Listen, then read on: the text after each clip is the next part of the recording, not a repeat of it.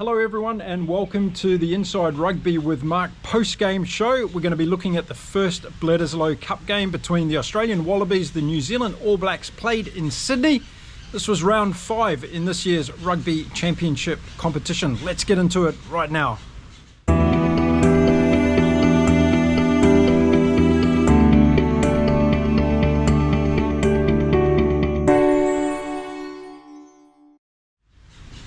G'day everyone and welcome back to the channel. If you're here for the first time, welcome. It's great to have you here. My name is Mark. I'm a retired Kiwi bloke. I'm a huge rugby fan and I live in beautiful Mexico. So there you go, there's a combination for you. Now I'm going to be talking about this game between the Australian Wallabies, New Zealand All Blacks, played in Sydney, and let's get right into it. Now before kickoff we had a change for the All Blacks, a late change for the All Blacks. Beauden Barrett was ruled out of this game. So we had a bit of a reshuffle. Will Jordan would go to fullback and Sevu Reece would come on to the right wing. And we saw Harry Plummer come on to the bench as a result of that move around. So some interesting late minute developments. Now the game got underway and the critical thing for me in the beginning of this game was Australia going to be able to keep pace with the All Blacks? Well, in the first minute or two, it was all about the All Blacks. They were playing what seemed to look like a bit of touch rugby. Yes, it was going from one side to the other of the field. The All Blacks had a ton of possession. They had a ton of territory they were gaining. And the Australian Wallabies defence looked in absolute shambles. And I'm going to put that mildly to start off with.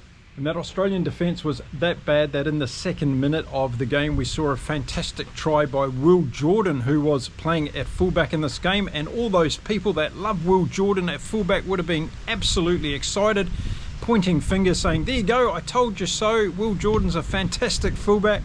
He took off, scored a try under the post, untouched by the Australian defence, which was absolutely woeful in the beginning of this game.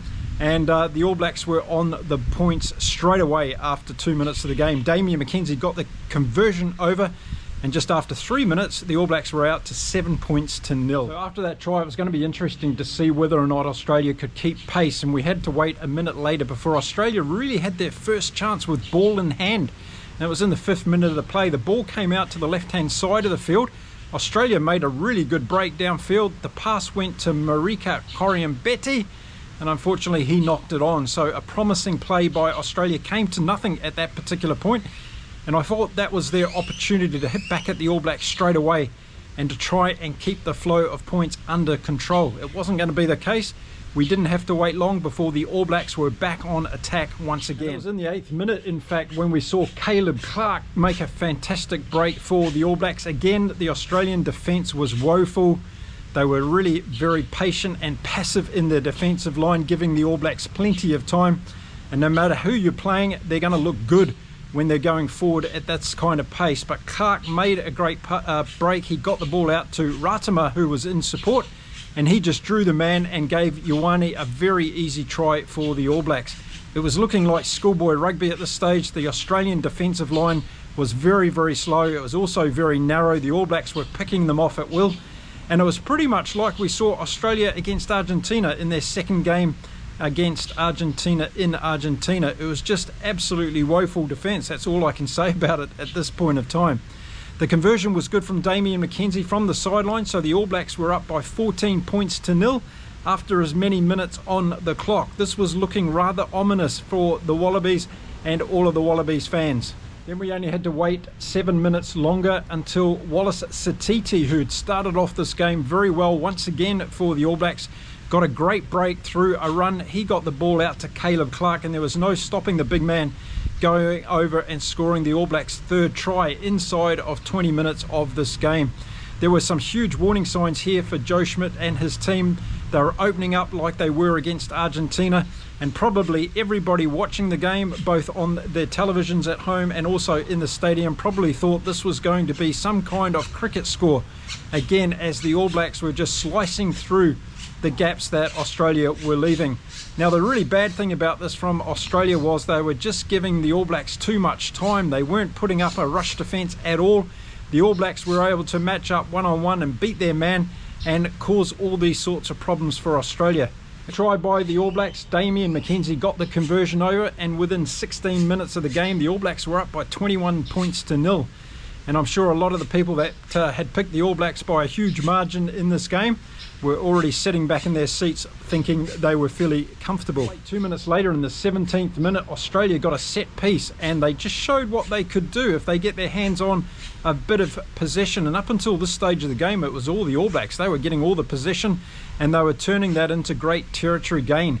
We hadn't seen Australia spend much time at all in the New Zealand half, and when they did get into the 22, they had a set piece line out opportunity, and Fraser McWright came off the back of that and scored a fantastic try for the Wallabies. Opened up the All Blacks defence, asked a few questions, and first time of asking, they got through the All Blacks defence. So there was a little bit of a glimmer of hope there as I saw the All Blacks defence just open up pretty easy off the back of that line out. So 21 points to 5 soon became 21-7 after Noah Lolesio got the conversion over, and Australia were at least on the scoreboard in this game. Restarts for Australia throughout this Rugby Championship have been a pretty horrendous experience, and none more so than the restart from after their score. They dropped the ball again. New Zealand got the emphasis back, and I'm sure Joe Schmidt was pulling out what hair he does have left up in the grandstands, because Australia just need to get this restart process under control and be able to clear out from their own territory. They just haven't been able to make that happen yet. Now, as we've seen a couple of times throughout this Rugby Championship, when the All Blacks are given time and given space, they will make you pay for it. We saw it at Eden Park against Argentina in that first half, but we saw once they had some rush defence against them. We saw it against England in 2 games. We saw it against South Africa in 2 games. You put pressure on this All Black team, you get up in their face, and they start to have problems under pressure. This wasn't happening in the beginning of this game, and the All Blacks were having far too much time. They were able to choose their options, and they had a lot of runners going through who were making them look very, very good in the beginning. The next big play in this game came from Fraser McWright, who was back in this Wallaby team, which was great to see. And he put in a massive kick from inside his own 22 that went inside the All Blacks 22 and gained at least 60 metres for the Wallabies. It was an absolutely brilliant kick. We were just 23 minutes into the game, and with the All Blacks having a score on the board of 21 points to 7 at this stage, one was already asking whether the game was over. And Australia weren't doing too well in the lineouts, and this is something that I was looking forward to watching in the pre-game show. I talked about how important it was going to be for Australia to get possession and to keep pace with the All Blacks in this game. By this stage, they'd lost 3 lineouts, and that wasn't good. And again, they were struggling to get the ball cleanly from set pieces. The scrums, on the other hand, though, they were looking a little bit closer. They were a bit rough from both sides, and the referee was having to reset the scrums on a number of occasions. Taniela Tupou in particular was having trouble on his side with Ethan de Groot, and that was a matchup we were all looking forward to. But it was through their inaccuracy again that the Wallabies coughed up another ball, and it was taken over by the All Blacks. The ball came out to Savia. He ended up using that turnover opportunity to go and score a try right under the post, and the All Blacks were running away with this. 26 points to 7 it was. With the kick come, Damian McKenzie wasn't going to miss that one, and all of a sudden it was 28 points to 7, and we're inside 30 minutes in this game. One of the things I was looking forward to in this game was to watch the Australian centres, Pasami and Ikitau, and see how they were going to go in this game. But in the early stages of the game, they were being dominated by the All Blacks inside backs because they were getting so much time, and Geordie Barrett and Rieko Ioane were causing a bit of havoc, which we hadn't seen in previous games from these All Blacks. And it came down to one simple thing. The Australian defence was too passive, and the Australian defenders looked like they were chasing shadows for most of this beginning of the first half. And it was something that they were really going to need to tighten up if they were going to have a chance of getting back into this game. In the 33rd minute, we saw Tom Wright from the Australian fullback position make another great break downfield. I've been talking about Tom Wright in my previous videos about the Wallabies. He was showing up again in this game. He was great with ball in hand. He's got a good sidestep. He can beat the first line of defence, but he was lacking support in this particular run. There was no Wallaby in support to be able to get an offloaded pass, so Wright had to go to ground, and unfortunately the Australians were about to lose the ball again. So we had 5 minutes to go until half time. The Australians were down on attack, and when they did get down into the All Black territory, which wasn't on many occasions in that first half, they did look dangerous. They had good set piece play, and that's where we saw the next action come from. We saw an attacking line out for the Wallabies. The ball was then put into a maul, and we saw Matty Faisler peel around the outside and go over for a good try for Australia. Sam Cane missed him. When you saw the replay of the actual try, Sam Cane was missing in action when it came to keeping that channel clean for the All Blacks from a defensive point of view. Good try to Australia. Matty Faisler over for that try and getting them back into the game as we got closer to half time. Noah Lolesio had his kicking boots on for this game and he was able to get the conversion over. So all of a sudden Australia were back to 28 points to 14. A little bit more respectability in the score as we came into half time. The All Blacks had scored 4 tries in that first half. Australia had scored 2. But the All Blacks had so much dominance, it was like they were playing sevens rugby at times during that first half. So I'm sure Joe Schmidt would have said to his boys, we have to clean up this defence, otherwise the All Blacks are going to run away with this. I'm sure Scott Robertson would have been happy in that first half. We saw good play from most of the back line. We saw Rico Ioane being dangerous, and a lot of people watching my videos would be happy to hear that. Will Jordan was doing a lot of good things from fullback because he had time to do that, and he was being able to pick off the Australian defence relatively easy. Caleb Clark had a big first half. He was massive and looking really, really good. And I've been talking up about Caleb Clark in my previous videos. And Cortez Ratama, I thought, started the game really, really well.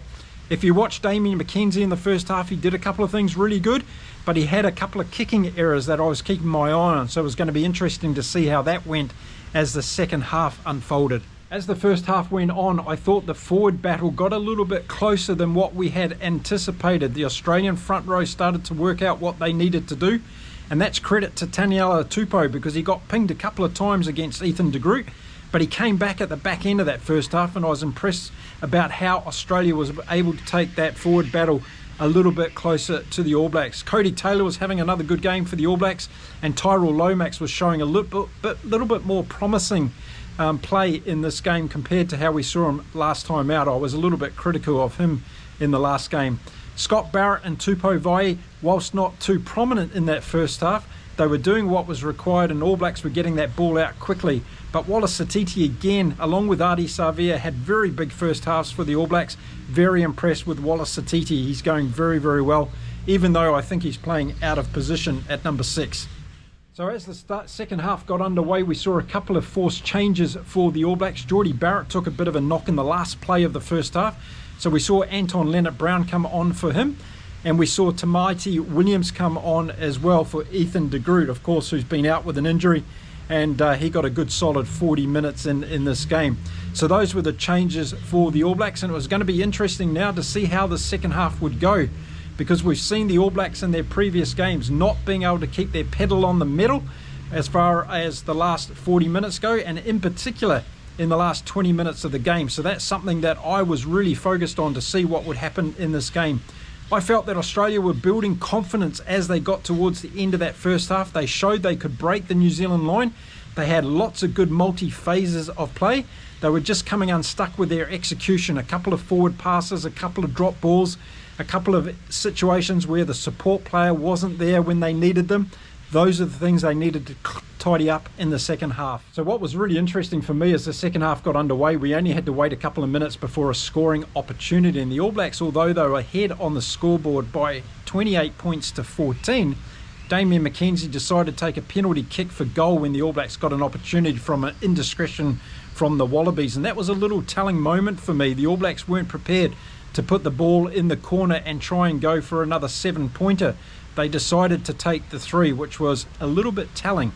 31 points to 14 it was then after 45 minutes of this game, and it was going to be very interesting to see what happened for the rest of the game.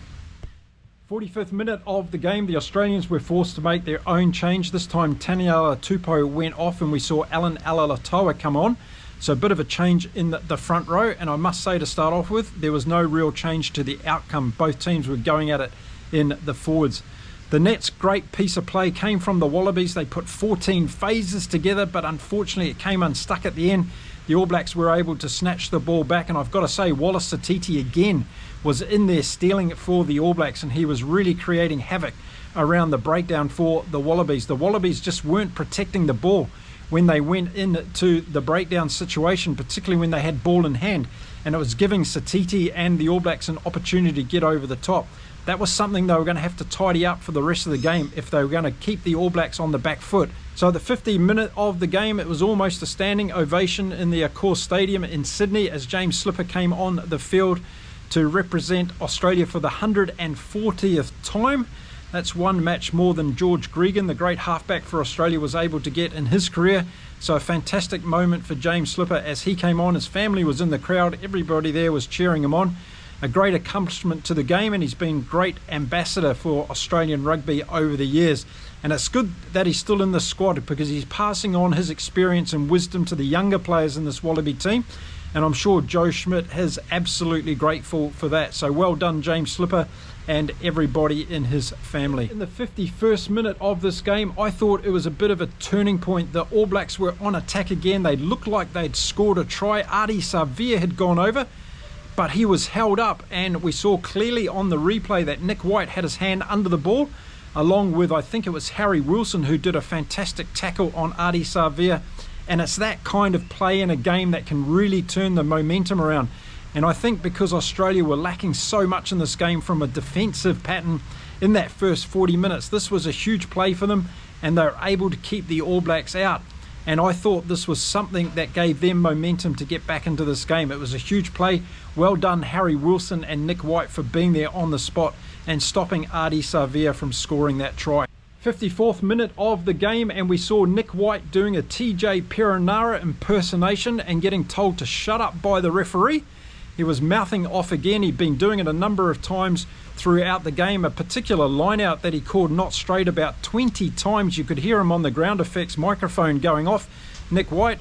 And the referee, Matthew Carley, had had enough of it, pulled him aside and told Nick White in no uncertain terms to keep his mouth shut. So I was keeping a close look at the watch at this stage because we'd had 15 minutes of the second half. The All Blacks had only scored 3 points. The Wallabies hadn't scored anything. And this is something that I've been talking about in my videos. The All Blacks have not been able to carry momentum that they have been able to get into these games into the second stanza of the game. And this was becoming true again in this particular game. With such momentum in the first half and scoring all those points, the All Blacks need to be able to go on, particularly with this team that Razor Robertson is sticking with. 57th minute mark, and we saw TJ Perenara come on. He replaced Cortez Ratama, who I thought played very, very well. But again, the All Blacks were up against a poor defensive line. Ratama was, though, on the right spot at the right time. He was involved in a couple of the tries. He was getting his distribution away. And a couple of his box kicks I took particular note of. They were contestable, and they were good plays on behalf of the halfback. So I thought Ratama played very well for the 57 minutes he was on the game. And once again, I think by coming on and starting the game for the All Blacks, it's much better position for him. It was going to be interesting for me to see how TJ Perenara played. I'd been calling him out in the last few games, so let's see how he got into the game. So by the time we got to the 60th minute of the game, we obviously had 20 minutes left, and what I'd kind of summarised the game at this stage was the All Blacks were playing against an Australian Wallaby team that had a lot of low intensity. And what I mean by that is when we watch the games against Argentina and against South Africa for the All Blacks, both of those teams brought big intensity to the All Blacks, and it put them under pressure. And they started making mistakes, and they looked a little bit average in some of the things that they were doing. And that's where those players that I've talked about in my previous videos were starting to show weaknesses, in my opinion. In this game, it was different because the low intensity Australia were playing with, particularly in the defensive line, were giving these All Blacks time to play. And therefore, it was making these All Blacks look very good in terms of attacking. I will say, though, that when you have the opportunity, you've got to execute, and the All Blacks were doing that very well in the first half. But as the second half went on, things started to change, and the All Blacks didn't have that time. And as Joe Schmidt made more and more changes to the Australian Wallaby team, it looked like their defensive line was starting to shore up. And all of a sudden, the points dried up for the All Blacks, and they started to look like they were under a little bit of pressure. Then the Wallabies started to run at the All Blacks. They got multi-phases of play together, and they looked dangerous. They looked like they could get through the New Zealand defensive line. So this game was starting to change. We had 20 minutes left, And of course, I've said many times in my previous videos, I wanted to see how the All Blacks performed in that last 20 minutes. We used to be an All Black team that used to run home like a runaway train in the last 20 minutes and score a lot of points, win a lot of games from either being behind and catching our opponents out. But in the last series of games in the Rugby Championship, the All Blacks have been woeful, to say the least, in the last 20 minutes of the game. So what was this going to be today? I was keeping my eye on it. Always want to give credit where credit's due on this channel, and 1 minute later we saw a fantastic clearing kick from TJ Perenara, went 61 metres downfield with his left boot, and it got the All Blacks out a bit of trouble because the Wallabies looked like they were going to score some points, and it was a really good play. But often what happens with Perenara, he does something great like that, and then a minute later he does something bad. And if that actually happened in this game, where we saw just a minute and a half later Perenara taking a box kick opportunity, because he took his time and he was too slow, it got charged down and Australia were on the front foot once again. And it was exactly from that turnover that things started to warm up for the Australians, and we saw Solokai Loto take a fantastic bustling run through the middle of the All Black defence, and it looked like he was going to go all the way to the line, but he did a fantastic thing. He realised he didn't have any support players. He went to ground, he recycled the ball for Australia. The ball came out to the left-hand side, and Pasami went over in a tackle from one of the All Blacks and scored a great try for Australia. This was really giving Australia the momentum to get back into this game. It was a great try by the Wallabies. But I will say that it all came from that charge down kick from TJ Perenara that gave Australia the opportunity again to get on the front foot, and they capitalised on it and were able to execute the try. Well done to Australia. And what was interesting from that try from Pasami was the Wallabies got a double hit. They not only got the points on the board because Noah Lolesio got the conversion over, but they also got the All Blacks down to 14 men, with Anton Leonard-Brown getting a yellow card because of the play that he'd done during that lead up to the try. So again, when the All Blacks are under pressure, the discipline drops away and they end up getting a player sent off. So as we were going into this 20 minutes, we had Australia scoring points against the All Blacks. We had the All Blacks discipline falling away. They lose a man. Things were starting to get interesting in this. And then from the restart, it was Australia all over again. They were putting multiple phases together, and it was starting to look like a different team had come out in the second half. And I have to say, Joe Schmidt's substitutions that he'd brought on were really doing the work. One of them was Gleeson, and I was pleased to see him back in the Australian lineup, and he was really making a difference. But Solokai Loto, I think for me, was the man that was bringing a lot of metal and heavy punishment into this Australian forward pack. Nick Frost had done a pretty good job before he went off, but he doesn't really bring that brutality that Lotto does. And we were starting to see him make a really big difference on the ground for the Australians at the breakdown. Gleeson had a great win of a turnover when the All Blacks got the ball in the next set of phases and went deep into the Australian 22, and Gleeson was in there on his feet getting the ball back from the Wallabies, and it was a good steal for him. So this game was really starting to come alive now as we got to the 70th minute. Unfortunately, we saw James Slipper go off with an HIA. He got knocked in one of the breakdown situations, so that was unfortunate to see. He'd been on the field for only 13 minutes, but as I said again, a great ambassador for the game. But we had 10 minutes left in the game, and this was getting really interesting. This was a different Australian team now, and it was also a different All Black team. We just see what happens when they start to get put under pressure and they start getting teams running at them, and they also start getting teams putting up more of a defensive opportunity. And that's exactly what Australia do. They were tightening up their defence enough to stop the All Blacks making those easy breaks that we saw in the first half. And as a result of that, the All Blacks' points just dried up. They started to then look a little bit worried and panicked in what they were doing. They were still trying to play that open, expansive game. The balls were being thrown out wide. But unlike in the first half where ball was going to hand and all those things and opportunities were turning off for them, they started throwing some forward passes. They started throwing balls on the ground. They started knocking on a few balls. And again, once the pressure is applied, we start to see where the faults really are in this All Black team. Australia did a good job to start getting back into this game and giving them an opportunity to perhaps win it in the last 10 minutes. So, well, discipline again, and it's because of pressure. In the 71st minute, we saw Caleb Clark get a yellow card. He did a slap down of a ball that was going out through the Australian backline, It looked like a very enterprising opportunity for the Wallabies, and Caleb Clark made the decision, okay, I could get caught out here if I don't go for a bit of a slapdown, and of course he was taken off with a yellow card because of that. So the All Blacks were down to 13 men all of a sudden, and as they went into this last 10 minutes of the game, I'm sure Scott Robertson would have been really worried up in the coach's box, because once again the All Blacks were demonstrating that they weren't able to close out a game. And when they started getting pressure put on them from the opposition, their discipline started falling away. And then just 90 seconds later, we saw another great break by the Australians. It was started by Tom Wright up through the middle. Pasami got the ball and went over for what looked like to be a try, but there had been a knock-on from Callaway, and unfortunately there wasn't a try for the Australians. That would have changed this game, that's absolutely for sure. So it was a good opportunity for Australia, a little bit wasted. They were a little bit unfortunate for that, but we had seen throughout this game both teams knocking on or dropping a ball as they had a try opportunity. That was one that for the Australians that went bigging on that particular occasion. And then in the 76th minute, we saw Australia on attack again, but there was a huge turnover. This time Wallace Satiti getting in there again for the All Blacks and clearing the ball basically on his own line.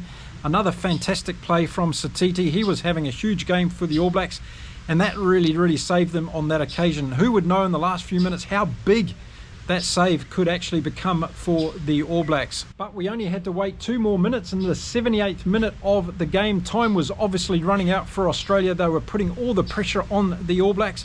They did a multi-phase attack towards the All Black line. The ball came out to Tom Wright. He went over for a try, and it was a fantastic play again by Australia. They'd really come back into this game, and you wouldn't believe it was the same team that had started the first half of this game in that first 20 minutes and looked absolutely shocking. They were back on point. They were putting pressure on the All Blacks. They'd tighten up their defensive line. They'd stop the All Blacks from scoring points. But when they got the ball, they looked threatening, and they were throwing the ball around, getting into some good gaps. It was a great try by Tom Wright. Noah Lolesio got the conversion over, and before we knew it, with just 60 seconds left on the clock, it was a 3-point game. Who would have thought that in the first half after what the All Blacks did to the Wallabies in the first 25 minutes of this game? But unfortunately for the Wallabies, they were beaten not only by the All Blacks on this occasion, they were also beaten by the clock. The ball came out to the All Blacks in the last few seconds of the play. Adi Savia kicked the ball over the touchline, and that was the end of Bledisloe #1. It was an old Bledisloe Cup game from years gone past where the Wallabies came storming back at the All Blacks in the last half, and they played very well. So how do I sum up this game? Well, I'll sum it up by saying the All Blacks looked a lot better in that first half because they were allowed to be looked good, and that's because the Australian defence was absolutely woeful. They were too narrow, they were too passive, their energy levels were bad, and they missed tackles. It was simple as that.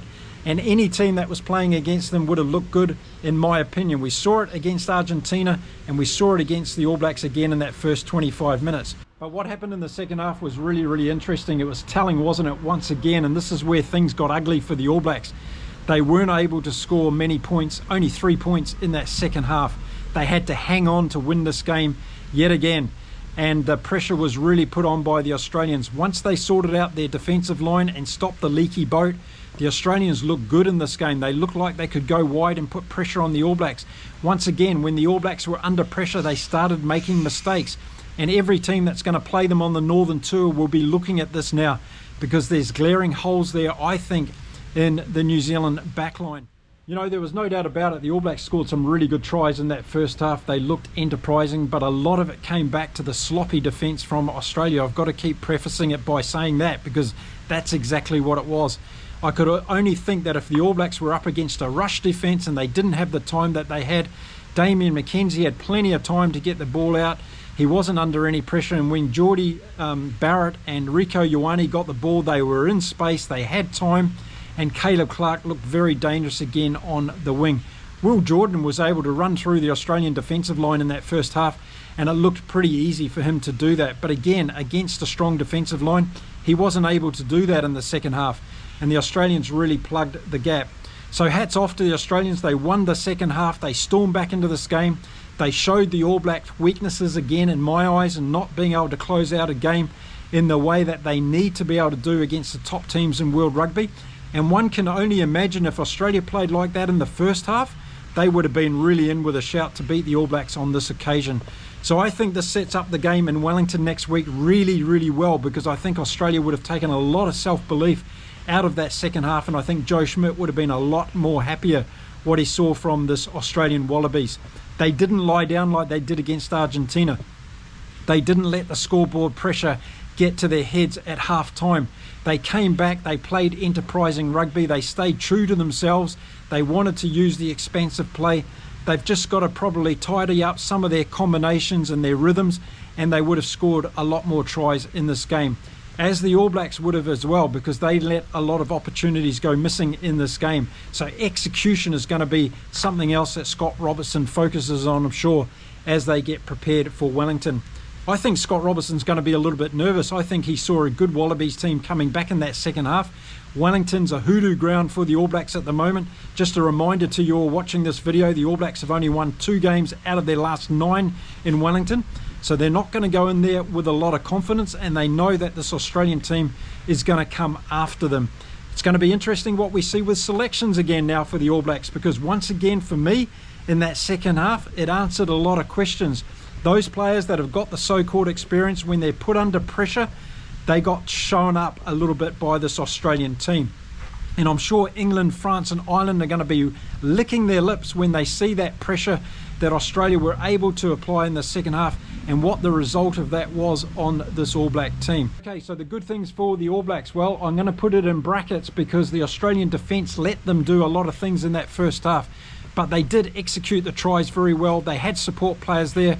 Caleb Clark was fantastic. I thought Ratama had a really good first half, and Damian McKenzie, because he had more time, he was able to show a little bit more fleet of foot and get the ball out to Geordie Barrett and to Rieko Ioane in more offensive positions. Will Jordan did do some good things from fullback because he was allowed to. He was able to run through a poor defensive line. What was bad for the All Blacks was their second half performance in a nutshell. They were able to not score many points. They only got a penalty kick in the second half, and they weren't able to withstand that pressure that Australia put at them in stopping those tries that Australia did. They fell off on the defensive work on a number of occasions, and it looked pretty bad. What was ugly from the All Blacks was their discipline again. 2 yellow cards in the second half when they were put under pressure. That doesn't bode well for the future when they're up against even tougher teams than what this Wallaby team can do.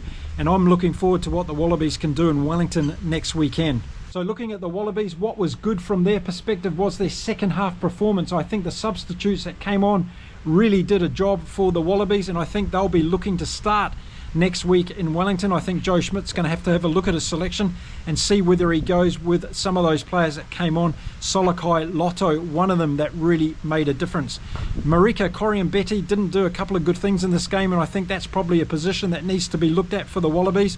But in terms of their good work in the second half, they put multi-phases together. They put the All Blacks under pressure.